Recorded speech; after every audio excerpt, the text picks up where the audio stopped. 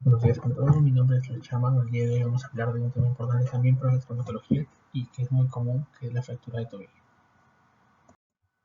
Respecto a la epidemiología, como podemos ver, entre hombres y mujeres es la misma cantidad de casos, ¿no?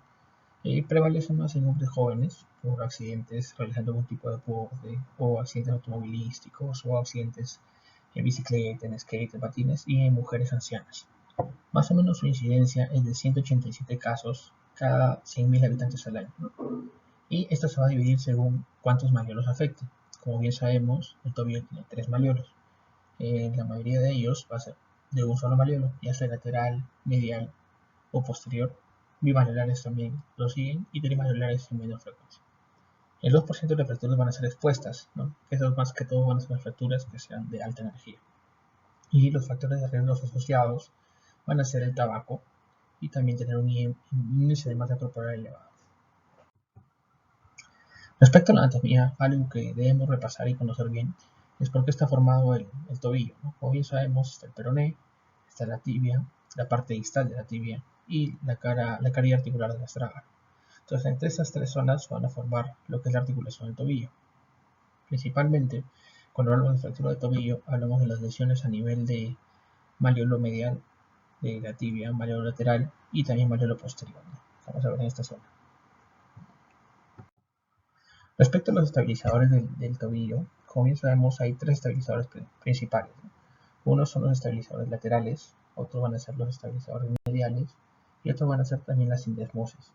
Cuando dos de los tres fallan, vamos a hablar de inestabilidad del tobillo, la cual tiene que ser reparada. En el caso de la sindesmosis va a ser formada por un conjunto de ligamentos que van a permitir la estabilidad a nivel de articulación, como ya habíamos visto.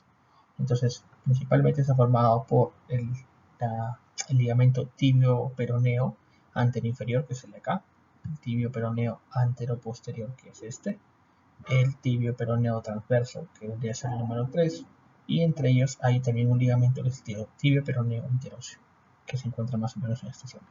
Recordemos que la membrana interósea no viene a formar parte de la sindesmosis. Entonces, cuando hay una fractura y estos ligamentos son afectados, o sea, se daña la sindesmosis, va a haber inestabilidad. Por lo tanto, es importante reparar esta lesión quirúrgicamente. Respecto a la anatomía lateral, también tenemos ligamentos importantes, que todos se dirigen del peroné hacia los huesos adyacentes. Por ejemplo, tenemos el tibio peroneo anterior, tibio peroneo posterior, tibio astragalino y tibio calcáneo. Respecto a la anatomía del malleolo medial, también tenemos diversos ligamentos. Uno de ellos es el tibio astragalino anterior profundo, tibio astragalino superficial, tibio navicular y tibio calcáneo. Recordemos que la unión de estos tres ligamentos viene a formar el ligamento deltoideo, que es el que más comúnmente se daña cuando tenemos algún esguince de tobillo. Esto es en la vista lateral y esto es en la vista frontal. Como vemos, son ligamentos que van a también causar estabilidad a nivel del tobillo, ¿no? Los mecanismos de lesiones del tobillo mayormente son por actividades o accidentes de baja energía. Ahora, cuando ocurre un accidente de alta energía también puede haber daño, pero eso se va a ver reflejado. Va a ser una fractura un poco más compleja y también se va a ver reflejado en las partes blandas, que son en la piel y los tejidos, porque vamos a ver más edema, vamos a ver pletenas, vamos a ver también que puede ser una fractura expuesta. Y otros mecanismos van a ser descritos por la clasificación de la Hansen. Dentro de la valoración clínica, nosotros debemos recordar que siempre cuando nos llega un paciente debemos evaluar todo lo que compete respecto a esa región. Por ejemplo, si tiene dolor, si hay equimosis en la zona donde el paciente menciona el dolor, también en las zonas adyacentes, si hay tumefacción, si hay limitación funcional, alguna deformación, que los últimos tres signos, la deformación, limitación funcional y el dolor, no van a ser sospechables en la fractura, y vamos a palpar el peroné en toda su extensión porque también hay algunas fracturas asociadas con lesiones a nivel proximal del peroné.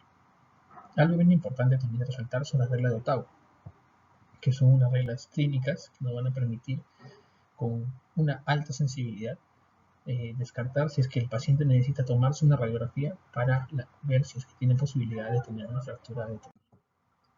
Por ejemplo, acá al evaluar las partes blandas de un caso vemos que tiene flitenas, ¿no?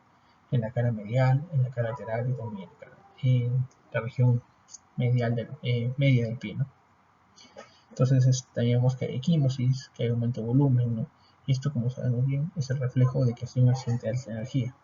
En este caso, hoy tenemos ritenalización de tipo hemorrágicas o serosas. Tendremos que evaluar su manejo para la posterior eh, manejo, ya sea de la fractura o de una lesión que presente el paciente. Como venimos mencionando la regla de Ottawa, van a ser algunas reglas clínicas que nos van a ayudar a ver si el paciente amerita o no una radiografía. Por ejemplo, en la parte lateral, vamos a ver que si el paciente presenta dolor, se queja de dolor a nivel del malleolo lateral, y nosotros al hacer el examen clínico palpamos los 6 centímetros proximales de la punta del malleolo lateral y tiene dolor, eso sería positivo.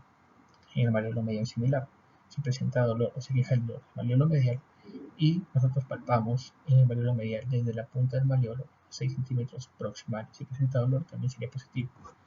Lo mismo ocurriría si hacemos una palpación a nivel de la región navicular, donde se encuentra la navicular, o también en la base del quinto metatarsiano. Cualquiera de estas que sea positiva asociada al dolor, nosotros estamos en la obligación de pedir una radiografía de tobillo y de pie. ¿Por qué? Porque está muy asociado a que haya una de estas positivas a alguna fractura. Para hacer el diagnóstico detallado necesitamos que hayan las radiografías. Por lo menos tiene que haber 2 proyecciones de las 3 que mencionamos acá. Lo ideal es que hayan las 3, una AP, una lateral y una de mortaja. Y en algunos casos, cuando se da una fractura articular, como es el tobillo, también se va a necesitar una tomografía. La resonancia es mucho menos usada, solamente en casos puntuales y cuando no veíamos ninguna lesión ósea y sospechamos de alguna lesión ligamentaria. Respecto a la radiografía P, colocamos al paciente en una posición supina y los rayos van a incidir directamente sobre la cara anterior del pie y del tobillo. Esta va a ser la imagen. Lo que vamos a ver siempre es que hay una pequeña superposición a nivel de la tibia y el peroné y hay una simetría a nivel del espacio claro, ¿no? Y vemos que no hay una discontinuidad. Acá no hay una fractura. En la radiografía lateral vemos que hay una sobreposición a nivel del peroné y de la tibia, pero que sí se reconocen cuál es cuál, ¿no? Y acá también vemos el astrágalo, que está indemne, y el calcáneo. En la radiografía de mortaja, es una radiografía que se toma en una rotación interna de 15 grados, ¿sí? Y donde vamos a ver e identificar algunas otras estructuras para ver si es que no hay una lesión a nivel de la sindesmosis, como por ejemplo el ángulo talocrural, que vendría a ser, nosotros trazamos una línea de la cabilla articular de la tibia, que vendría a ser esta, y una línea que una la punta de los dos malleolos, que es el medial y el lateral. Y trazamos una línea perpendicular a la línea articular de la tibia y vamos a medir acá el ángulo talocrural, que debe ser entre 83 menos 4. Y también el espacio medial claro, que debe ser todo esto, y que debe ser menor de 4 milímetros, y de preferencia que sea simétrico en una radiografía AP. Y el talar tilt, que viene a ser la unión a nivel de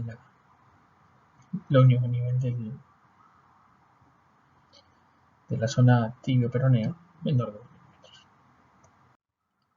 Entonces, es un resumen de radiografías, una AP, una radiografía lateral y una radiografía en montaje. Como vemos, todas las incidencias son importantes porque nos van a permitir evaluar que si hay fractura, por ejemplo, a nivel del malleolo medial y a nivel también del carilla con extensión articular, también podemos ver que hay una lesión a nivel de la fisis, porque es una persona joven, y también el malleolo posterior está involucrado, ¿no?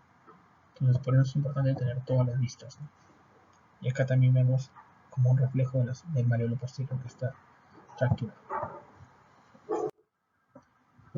El diagnóstico de lesión sindesmal viene a ser lo que ya lo venía mencionando, algunos de los signos, ¿no?, indirectos. Por ejemplo, cuando vamos a ver que en una radiografía AP, vamos a ver que hay una superposición, como hemos mencionado, de la tibia y el peroné. Esta se va a medir a 1 centímetro de donde es la articulación tibio-estragalina y se mide que esta superposición sea menor de 5 milímetros. Y es similar en la proyección tibio-mortaja.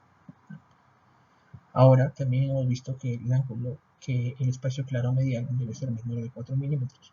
Si hay un espacio mayor de 4 milímetros, vamos a sospechar de que hay una lesión sinesmal. Entonces, en resumen, si hay una superposición menor de 5 milímetros y hay un espacio medial claro mayor de 4 milímetros, sospechamos que hay una lesión sinesmal. ¿Listo? Ahora, siempre que hay una lesión sinesmal, tiene que repararse, si no va a haber una inestabilidad del tobillo. La clasificación. Las clasificaciones más conocidas son dos básicamente. Una que es la Weber, que viene a ser la clasificación de la fractura del malleolo lateral, cuando es según la sindesmosis. Por ejemplo, decimos que es una Weber A cuando es una lesión infrasindesmal, una fractura infrasindesmal del malleolo lateral. Una Weber B cuando es una fractura transindesmal. Y una Weber C cuando es una fractura del peroné suprasindesmal. Es similar a la clasificación A1. La clasificación A1 calificamos como 4-4 a todo lo que viene a ser el tobillo, ya sea tibia y peroné, en el segmento malleolar, y el A va a ser igual. Y infrasindesmal, como vemos acá, el B va a ser a nivel transindesmal y el C va a ser a nivel suprasindesmal. Ahora, esta clasificación también conocida, pero poco usada, en verdad es poco útil, pero es bueno conocerla, ¿no? Tiene la clasificación de Law-Hansen. Esta clasificación lo que más nos va a servir es por el mecanismo en el cual se va a producir estas fracturas. Se dividen en dos grandes grupos, en el grupo de supinación y el grupo de pronación. Ahora, la primera letra de esta clasificación significa en qué posición se encontraba el tobillo y el pie antes de la lesión. Y la segunda es cuál fue el mecanismo de lesión. Por ejemplo, pues hay cuatro tipos de clasificación. La D vendría a ser cuando el tobillo está en supinación y realizamos una rotación externa. La C viene a ser cuando el tobillo está en pronación y realizamos una rotación externa. La B cuando está en pronación el pie y realizamos una abducción. Y la tipo A viene a ser cuando el pie está en supinación y realizamos una abducción. Todos estos tipos de mecanismos pueden causar fracturas de un solo malleolo, de los dos malleolos y hasta de los tres malleolos. Otra clasificación importante que tiene es la clasificación de la fractura del malleolo posterior. El malleolo posterior viene a ser esta zona que estamos señalando aquí. Entonces, la clasificación más importante de esta es la clasificación de Bartonich, que se divide en 4 y se hizo una actualización del tipo 5, que van a ser las fracturas osteoporóticas, que no tienen alguna clasificación de entre las 4 anteriores. El tipo 1, primero para saber la clasificación debemos conocer qué es la incisura. La zona de incisura es esta parte que tiene contacto con el peroné, toda esta zona. Entonces, el tipo 1 es cuando hay una lesión extraincisural. Acá la vamos a ver mejor. Una lesión extraicisural tipo 1, una fractura que no llega a tocar la incisura. El tipo 2 es cuando hay un fragmento posterolateral que toca la incisura, pero es un fragmento pequeño, un solo fragmento. El tipo 3 es un fragmento de dos partes o más, ¿ya? Que envuelve también al malleolo medial. Entonces, como vemos acá, hay dos partes y llega hacia el malleolo medial. Entonces sería esta un tipo 3. Y el tipo 4 es cuando tenemos un gran fragmento posterior, triangular. Y como hemos mencionado, el 5 es cuando ya no se puede clasificar entre los 4 grupos y se fractura en una persona con osteoporosis. Como vemos acá, esta es la reconstrucción de la tomografía. Tenemos un gran fragmento triangular, un gran fragmento posterior que llega hacia el malleolo medial, un pequeño fragmento posterior en el tipo 2 y en el tipo 1 vendría a ser un mínimo fragmento. El tratamiento básicamente lo vamos a dividir en dos partes, solamente para mencionarlo, en el no quirúrgico y en el quirúrgico. Recordemos bien que el tratamiento siempre va a depender de la persona y de la personalidad de la fractura. ¿Sí? No es que sea estipulado que de frente si tiene este tipo de fractura y este trazo va a ser siempre quirúrgico o va a ser siempre más conservador. Debemos hablar muchas cosas como sean antecedentes, actividades en las que se dedica la persona, el tipo de fractura, la clasificación de la fractura y qué es lo que más está envolviendo, ¿no? Si solamente cómo están las partes blandas, si también hay lesión ligamentaria, si hay lesión sinusal. Entonces no podemos encerrarnos, solamente son como unos pequeños tips, unos pequeños pasos para poder orientar nuestro tratamiento, ¿no? En el caso de nosotros pretendamos realizar un tratamiento no quirúrgico, o sea, colocarle una bota de yeso, Las indicaciones van a ser primero que no haya compromiso de ginimosis. ¿En cuáles tipos de fracturas no va a haber compromiso de ginimosis? En los tipos A, que son infrasindesmales, en algunos tipos B, y muy rara vez en algunos tipos C. También cuando haya fractura aislada, ya sea de malleolo medial o malleolo lateral, que no estén desplazadas de preferencia, o fracturas que no estén tampoco rotadas. El tratamiento quirúrgico van a ser todas las demás, ¿no? O sea, cuando haya una lesión sindesmal, cuando vemos que hay una inestabilidad, cuando sean de uso fractura, cuando haya fractura bimalleolar, o una fractura de uno de los tres malleolos y sea ligeramente desplazada o que esté rotada. El cuándo va a depender mucho de cómo se encuentran las partes blandas. Recordemos que si ha sido un accidente de alta energía y las partes blandas están muy dañadas, los abordajes por donde vamos a ingresar nosotros a hacer la osteosíntesis también van a verse perjudicados, y eso hace que causen una mala evolución de la piel y después puedan causar que haya necrosis de esa piel y una posterior infección y también tal vez hasta exposición de la placa que colocaría. Entonces eso estaríamos ir evaluando.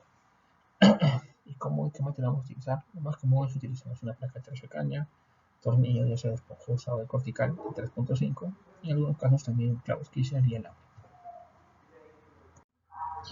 Bueno, eso sería todo. Muchas gracias por la atención.